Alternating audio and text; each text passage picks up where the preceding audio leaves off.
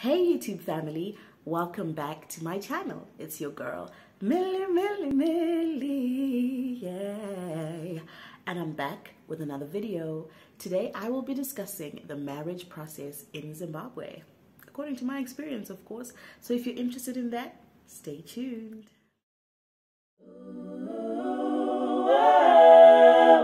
Millie.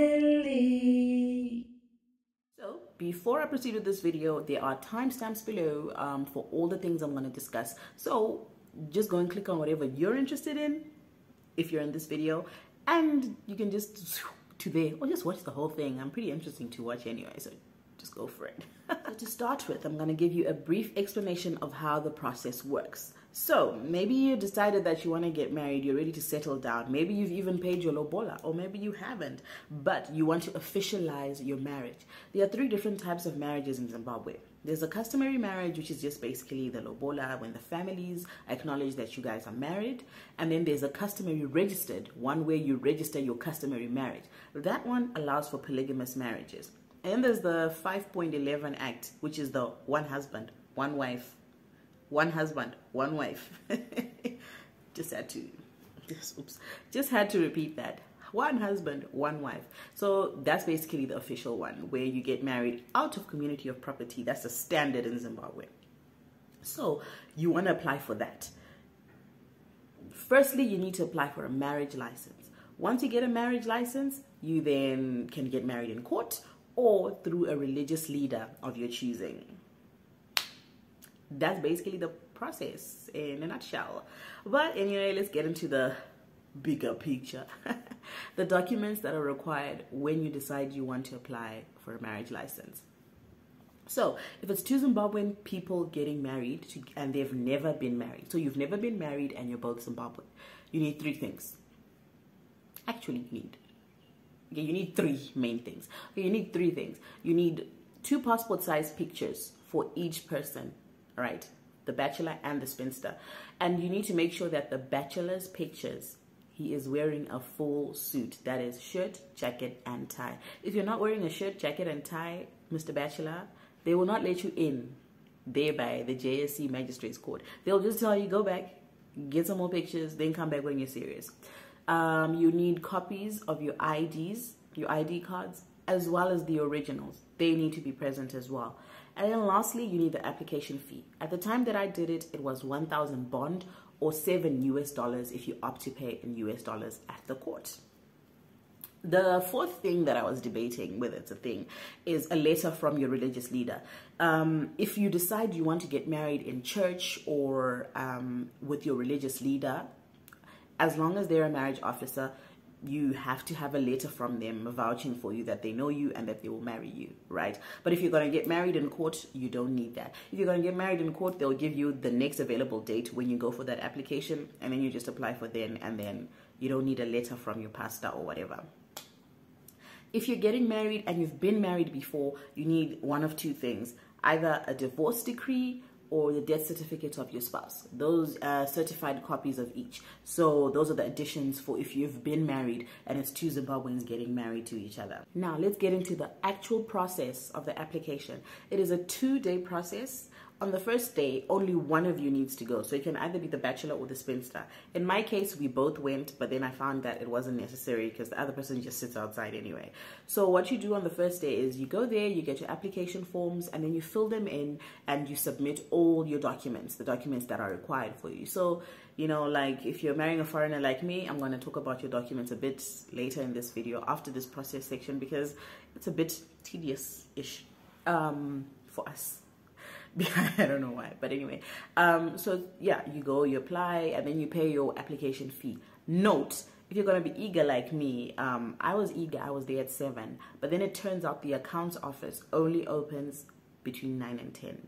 So they can decide to open at 10, they can decide to open at 9, it's up to them. So if you get there at 7 and you have all your documents submitted and everything, and you get your little paper thing, and you're ready to go make payment, you're gonna wait until the accounts opens, and it is what it is. They don't open at the same time that all the other offices open, which doesn't even make sense to me because I mean, if everyone's working, you should be working too, since you literally are important.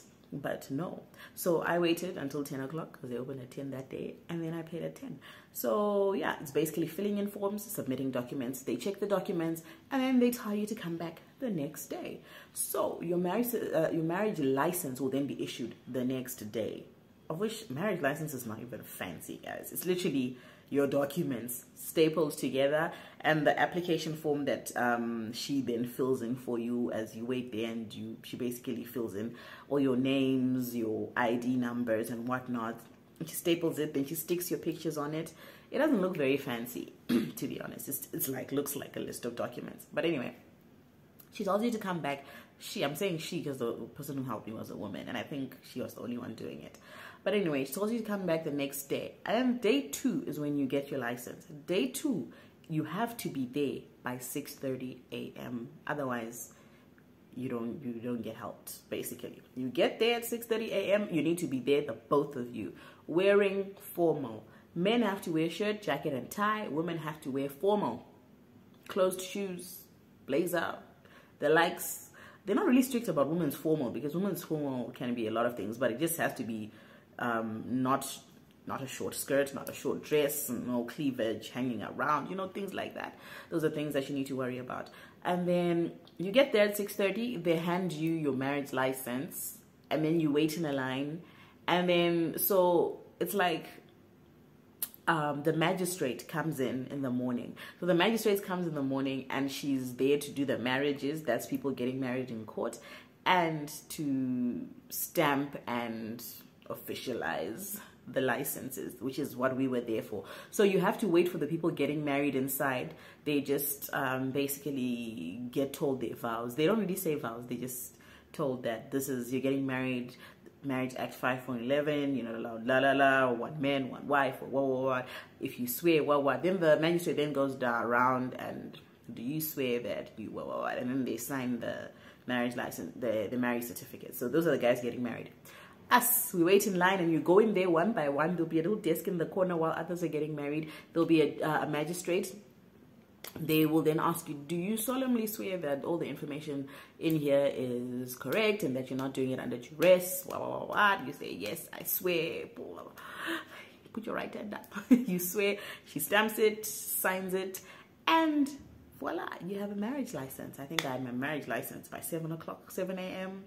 And we were done for the day that day. And that is literally the process if you're getting married and you're both Zimbabweans. And now you can either bring that marriage license to get married in court, or then give it to your pastor, or who will then issue you with a marriage certificate, which is handwritten.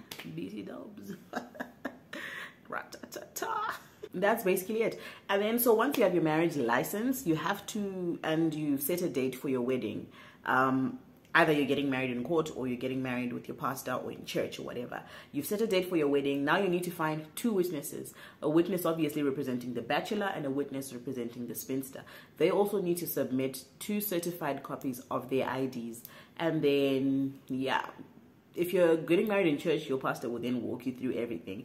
For us, our pastor, because you have to put your fingerprints, the bachelor and the spinster have to put their fingerprints on the marriage certificate, because you can change your name and then decide I was never married, but at least there's fingerprint record, which I don't know if it actually works.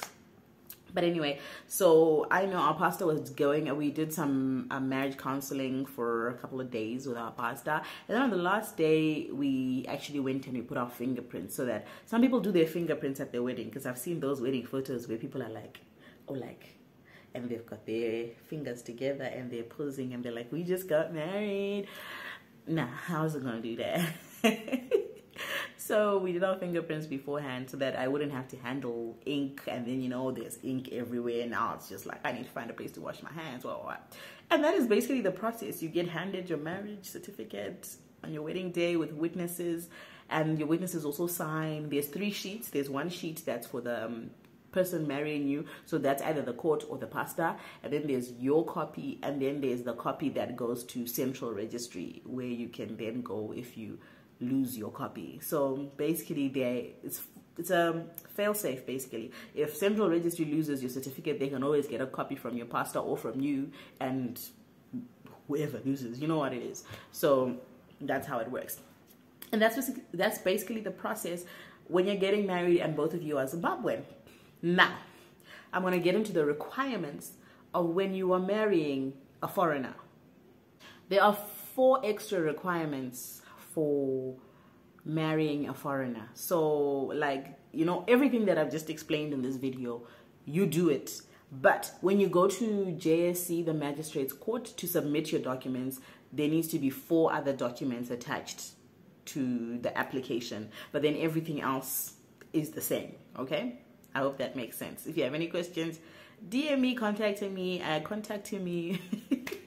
Contact me. My socials are down there. So just, yeah.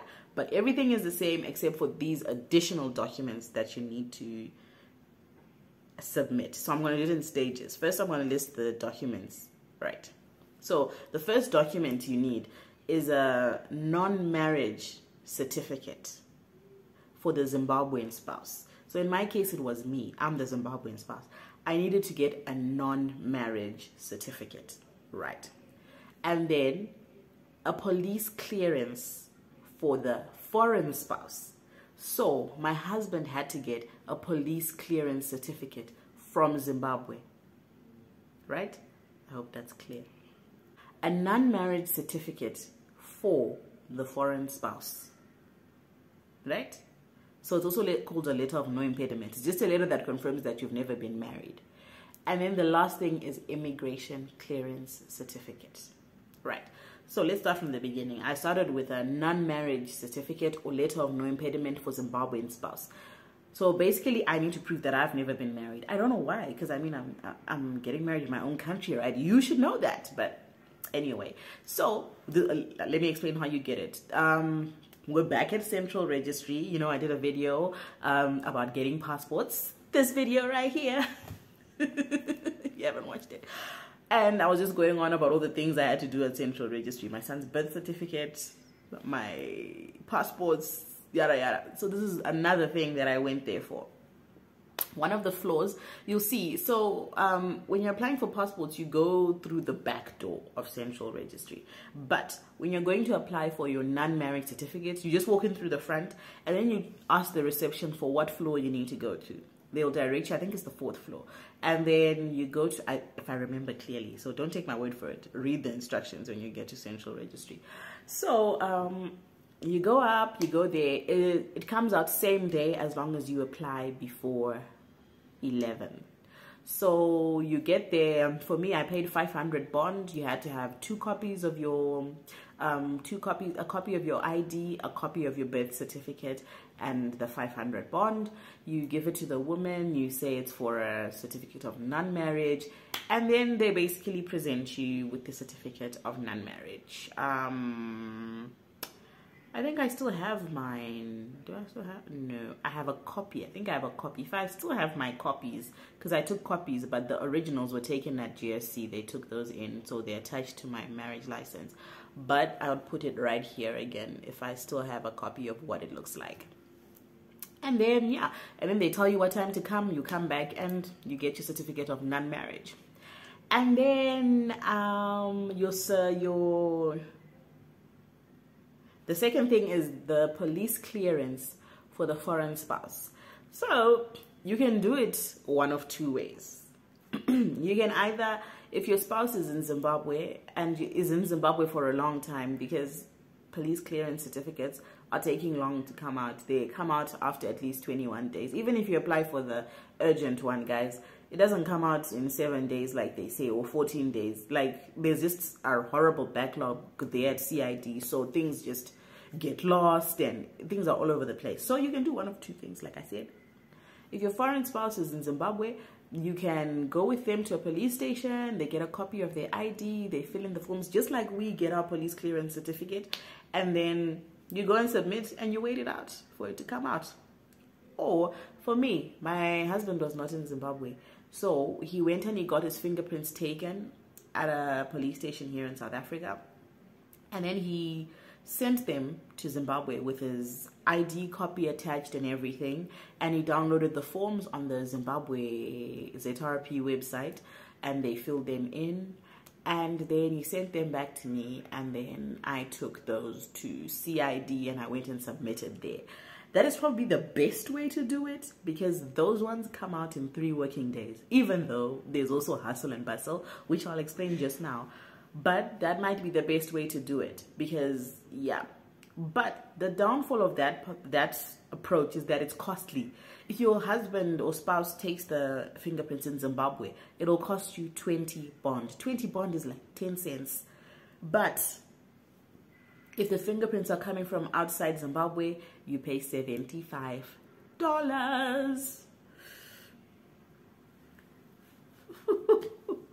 So yeah, that's basically it. So you choose a struggle. Yeah, it's either you want it to come out or you want to wait it out. But even though I paid $75, I know it had to come out on the 3rd day, 3 working days. But when we went there on the 4th day, it wasn't available. And then we went back on the 5th, it still wasn't available. And my mom had to sit in there and be like, yo, I'm not going to take $75 out of our money and not give us the certificate on time. And somehow, someway it surfaced. These guys, they're not serious. But anyway, yeah, so you need that police clearance. And they give that to you. And then a non-marriage letter for your spouse. So that they can get from their embassy or from their home country. Depends where they're coming from. If they're in their home country, they can get one from there. But if they're not, they can just get from their embassy. And that flies. And last but not least, the immigration clearance. Immigration clearance is a whole other process on its own. And I wish someone had explained these things to me before I went in, because I wasted a lot of time looking for information and people just weren't helping me. You know what I mean? So now the immigration clearance certificate has its own list of documents that you need to present for you to get it. So like I was telling you, remember when I talked about the police clearance and I was like, it might take long, wada. The immigration clearance itself takes 7 working days. So that's 1.5 weeks. So you need to apply for this thing in advance. In advance. So thank God I actually applied for it in advance.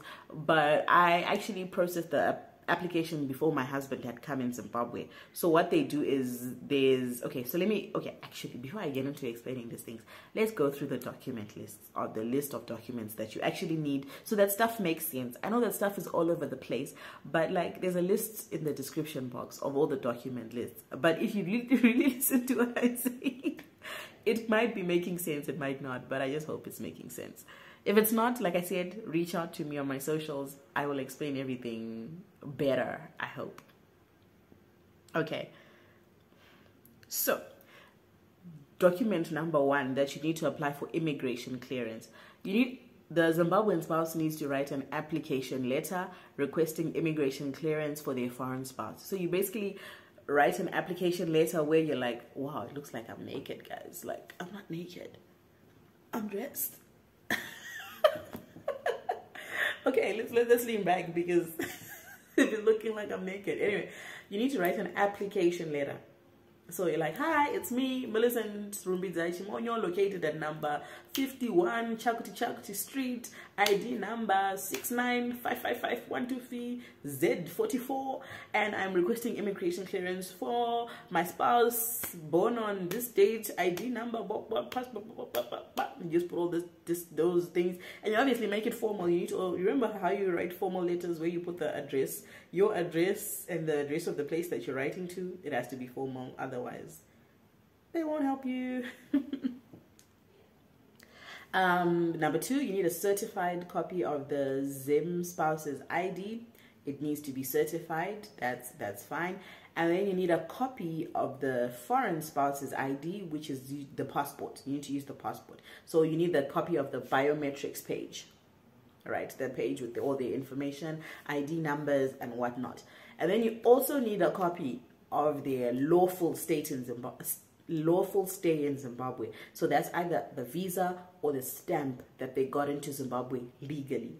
So in my case, my husband was not yet in Zimbabwe. He had never been to Zimbabwe. It was going to be his first time. So they still allowed me to like to put all the other documents and start the application process. Then he would bring his stamp copy or visa copy once it was issued, and then they would issue us the certificate. So they're very nice. You can talk to the woman. She is very nice. She's the only one who does it, so she is absolutely nice. And there are no lines there by immigration. It's a nice environment. You need a copy of the letter of no impediment for the foreign spouse. Now the copy needs to be notarized, not certified, notarized by a legal practitioner. So if you don't have any lawyer friends that can help you with notarizing a document at an affordable fee, I say an affordable fee because you need to pay people for their services. Make sure you pay people. Just because I'm your friend and I'm a lawyer, don't mean I gotta notarize your stuff for free, bro. There is a lawyer right across the central registry. He did all my documents for $15 each, by the way. Because every time I was going to legal practitioners, they were charging me $100 per document. So I needed to notarize 3 documents. That's $300. Like say, bruh. So yeah, you need to get those documents notarized. Then you also need a notarized police clearance copy of your foreign spouse. And so those are 2 documents already. And then, so, nah, guys, $100 to notarize a document. Anyway, and then the last thing you need is a certificate of non-marriage certified in respect for the Zim spouse. So those are 7 things. I'm just going to read it out. 7 things: application letter, certified copy of Zim ID, notarized letter of no impediment, certified copy of passport for foreign spouse, biometrics page, proof of lawful stay, certified stamp or visa, notarized police clearance for foreign spouse from home country or country of last permanent residence. And then 7 is certified non-marriage in respect to Zim spouse. So like I said, the process takes 7 working days. If you're looking for the immigration building is basically the central registry building. It just has a different entrance. It's the same building, but the entrance is on the right of the entrance to the birth certificate, passport, marriages, deaths side. You then go to the other side and it's immigration building. But to go to the immigration part where they help you actually go around and then you go through the back, but they can show you that. So, and then after you wait 7 days, you collect your immigration clearance letter, you attach it to your documents, and then you go submit JSC Magistrate Court. It seems like a very tedious process, and for me, it was very tedious. I will not lie. I felt like giving up so many times, but it's because I wasn't informed. And I just wish there was like a video or like a website where I could go that could just break down everything for me. But there wasn't, and I just was basically finding out everything. There actually was a legal site that I found, but then it didn't really give me the full information. So some of these things I had to go from door to door asking. And the reason why I'm recording this video is to save you that drama, because I didn't like it, and it took way longer than it was supposed to take because I had lack of knowledge. So I hope I helped someone in this video. And yeah, I did record a video about the passport situation, so if you haven't watched that, you can go ahead and watch it on my channel. Watch all my videos, guys. Once again, thank you for watching my video. I love you for watching, and see you in the next one.